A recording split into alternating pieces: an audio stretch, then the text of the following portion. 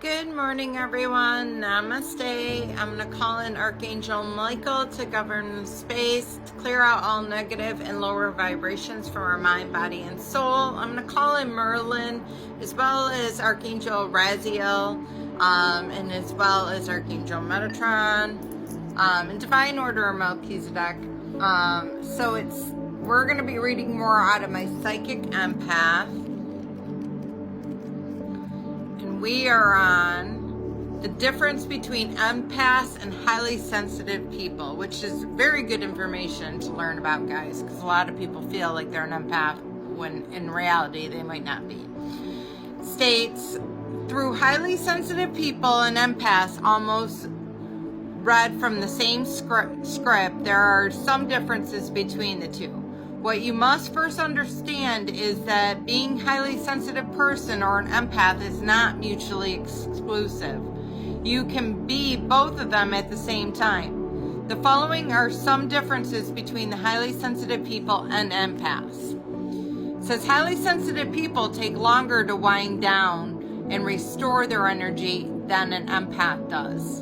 It says both empaths and highly sensitive people tend to get overstimulated after spending the day mixing with other people. While empaths recover from the overstimulation much quicker, highly sensitive people need more time to recover than the overstimulation. For this reason, a highly sensitive person will seclude themselves much longer than the empath will. Highly sensitive people are, as the name suggests, tend to dwell too much on their sensory experiences. Their brains are wired in such a peculiar way to listen to certain keywords.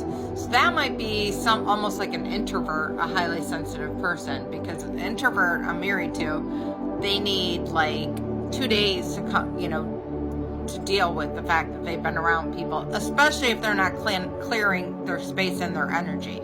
If they're clearing their space and energy, it's going to be less. States, highly sensitive person usually has several insecurities that make them incredibly self-conscious. It doesn't matter how perfect the average person, but once this insecurity creeps up on the said person, then it can be quite hard to overcome this insecurity. For instance, if someone grew up feeling ugly, they might internalize this feeling to the extent that no one will help them to see themselves in a different light. When the person goes and realizes people are giving them stares, they will automatically think that the person is analyzing their looks and finding them ugly.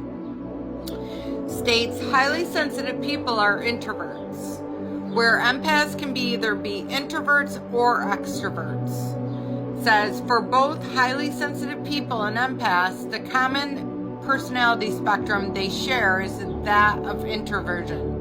Highly sensitive people are exclusively introverts, whereas empaths, though a majority are introverts, could just as well be extroverted.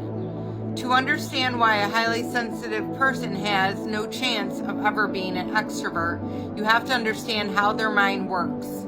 A highly sensitive person has beliefs in their mind they keep looking for supporting their evidence.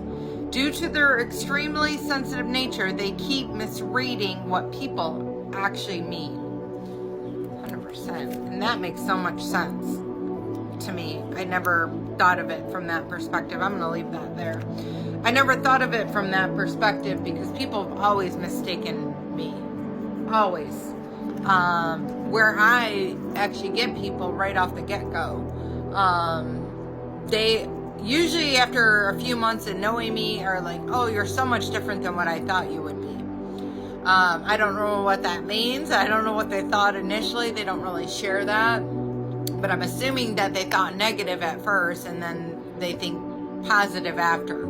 And that is generally the case for a lot of people. A lot of people are hurt and have pain, and they just want to assume that everybody is out to get them and everyone is going to do them wrong because of the amount of unhealed trauma that they haven't dealt with. So don't ever let that get to you. Don't ever take that personally. That's something that they need to look at and internalize for themselves. That has nothing to do with you. As long as you're being a kind, generous, good person, then you just keep leading your life in that higher vibrational state. And hopefully people will eventually come around to it. And usually they do. So I love you all. Have a blessed day. Namaste.